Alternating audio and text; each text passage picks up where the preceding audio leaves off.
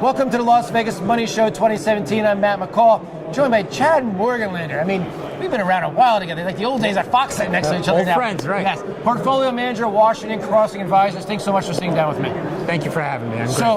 Let's talk global markets, because a lot of people haven't been focusing on global markets. As a matter of fact, last weekend's Barron's had global markets on the cover. They talked about investing in Europe, how does value in emerging markets.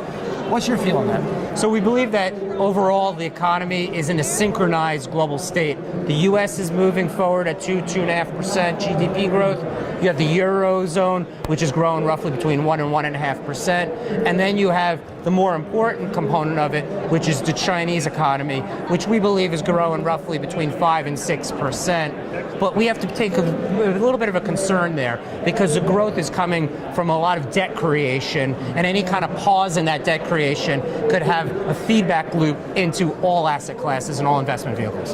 So that being said, would you shy away from the emerging markets because of that?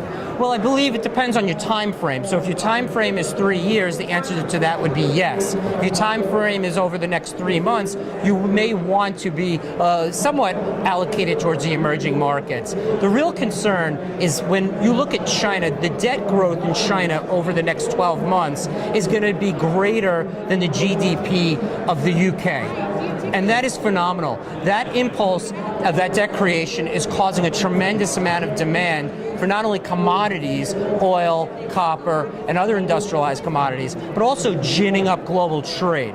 So we have to focus our attention on Chinese policy over the course of the next 6, 9, and 12 months to try to get ahead of that and be somewhat more cautious. So speaking of getting ahead of it, where would you go to kind of shield yourself from when this does happen? So we would be, if that happens, and I know that we've spoken about bonds a lot, but we believe that the yield curve response will be where the long end of the yield curve, well, interest rates will actually go down. So there will be a risk-off trade that will occur. So that you have to move up the quality spectrum, go back to the United States if you want to have, because the U.S. dollar will strengthen in value, and you want to buy a little bit of gold in that circumstance. We're not looking for a major dislocation within the credit markets, but pressures are building, and it looks as if we're kind of in that pre-financial crisis 2002, where debt creation in Asia, in particular on the emerging market side, is starting to become a real concern. Okay, so within the equity markets, anywhere that you could hide out during this time frame?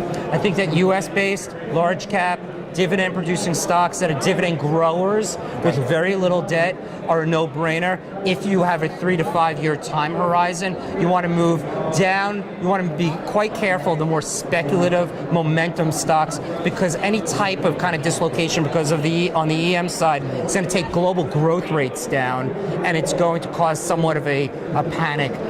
Again, when I say panic, that 5, 7, 10% kind of downdraft, we're not talking about a 25% downdraft for the time being. And what's kind of funny these days is when you say 5, 7% downdraft, that's really nothing. That should be happening more often than it really is. That's not really a panic, but to us, or maybe not to you and I, but to the average investor, that feels like a 25% pullback. Correct, because the VIX has been so low.